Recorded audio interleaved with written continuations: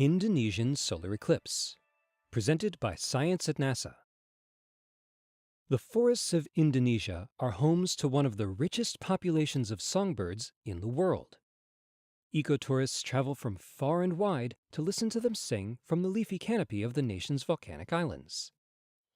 On March 9, 2016, not long after sunrise, a time when the forest is usually filled with tweets, trills, and warbles, the songbirds of Indonesia will go silent. That is how songbirds respond to a total eclipse of the sun. Eclipse chasers have had the date marked on their calendar for years. It is the only total eclipse of 2016. During the early hours of March 9th, the new moon will pass directly in front of the sun.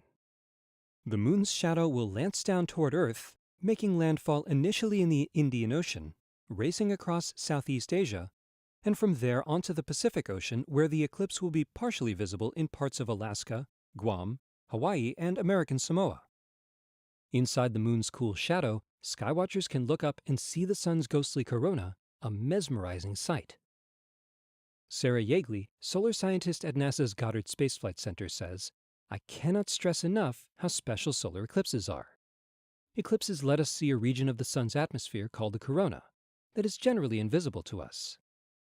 We can see the sun's corona from satellites and ground-based observatories using devices called coronagraphs.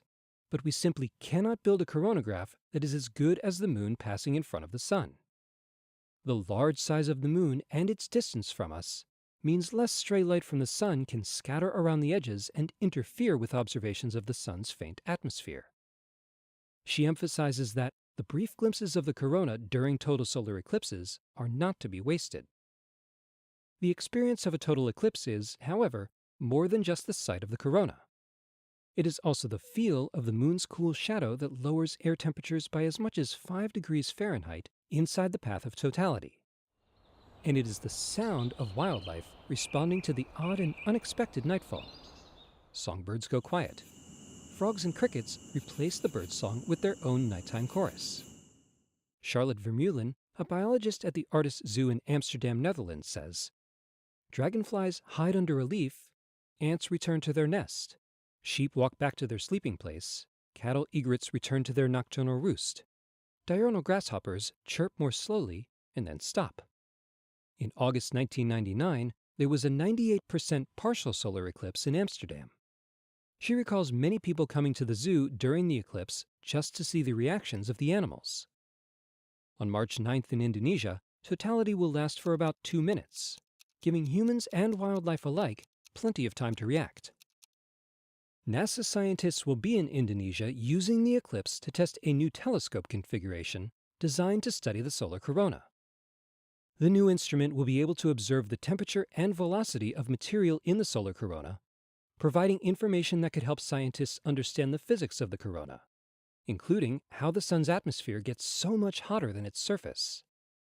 They hope to fly this design in space in the future, but an eclipse on Earth gives them a great opportunity to do some inexpensive testing. This is the last total solar eclipse before the big one next year. On August 21, 2017, the sun and moon will line up again. This time, the moon's shadow will cross the continental United States, creating a total eclipse in easy driving distance of tens of millions of people. It will likely be the best observed eclipse in human history. If you plan to be one of those eclipse chasers, just remember, there's more than one way to experience an eclipse. See the corona, feel the cool air, listen to the songbirds and other wildlife. The preview begins in Indonesia on March 9th. For more news about solar eclipses, stay tuned to science.nasa.gov.